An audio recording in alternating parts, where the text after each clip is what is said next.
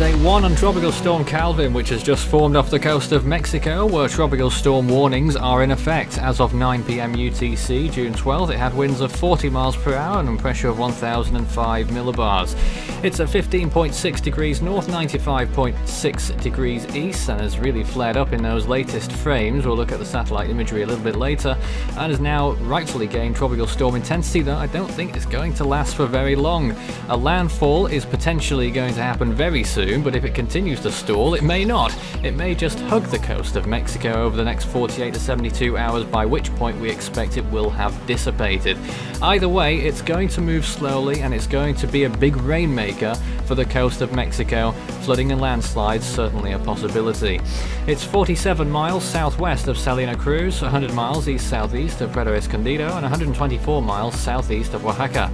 It's a stage 2 on the CDPS scale, as is many newly formed tropical cyclones, capable of causing localized damage, but certainly we're not looking at wind so much as the rain in the next few days. As you can see, the wind field expected to really deteriorate over the course of the next 12 to 24 hours rather quickly, probably quicker than that graphic details, to be honest. But that is perhaps the worst case scenario in terms of wind speed, as it moves potentially inland, potentially just off the shore, but either way it's rather close, and it's going to be a slow mover and probably dissipated by the end of Wednesday, if not sooner.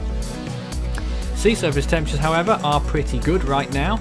Tropical storm warnings, by the way, are in effect from Boca de Picacavan to Punta Maldonado, and there is also the potential for tropical storm warnings to continue further along the coast later on. And here is the wind shear graphic. It's fairly marginal, moderate, could increase. Ironically, wind shear is much lower over land, but that certainly won't help Calvin one bit. High wind shear and increasing ahead of it.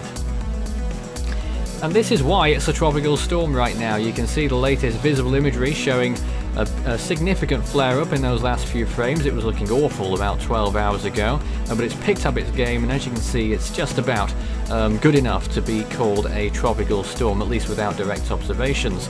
Of the satellite alone, it looks to me as though it is a minimal tropical storm, which is undergoing land interaction.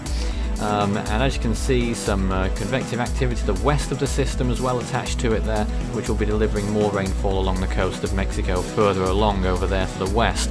But it doesn't look like too much rainfall is on the northern side of the storm, but it's going to be inevitable, isn't it?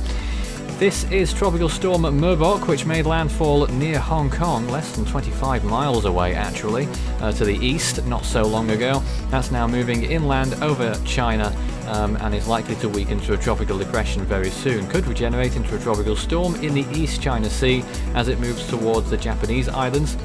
Possibility for it to make a landfall on Okinawa early next week, later in the week rather, and then moving further out to sea and obviously turning post-tropical. It's not going to be particularly strong, reached a peak of 60 miles per hour earlier today. So let's take a look at the latest numbers. We're now up to 17 tropical storms with 2 depressions besides, 3 Category 1s, 1 Category 2, 2 Category 3s and 1 each of Category 4 and 5 intensity so far. As you can see, we're some distance away from the averages, but that of course is going to change throughout the year as we get closer and closer. Don't forget, 64% on average activity happens after this date. 25 tropical storms have formed so far this year. 31 is what the whole of 1900 had to offer, but of course observations weren't so good back then. Make no mistake, this is still the quietest start to a year since 1954 in terms of ACE. You can follow Force 13's outlets, the website force13.co.uk, at your service at any time with its tracker. You can also find us on YouTube, search Force 13 if you're not there already, subscribe if you haven't. You can also find us on Facebook and on Twitter, search Force 13 all in text to find us on there. You can also add Fool13 on Skype, that's FOOL13, and add extension 9094 on Discord for tropical weather chat.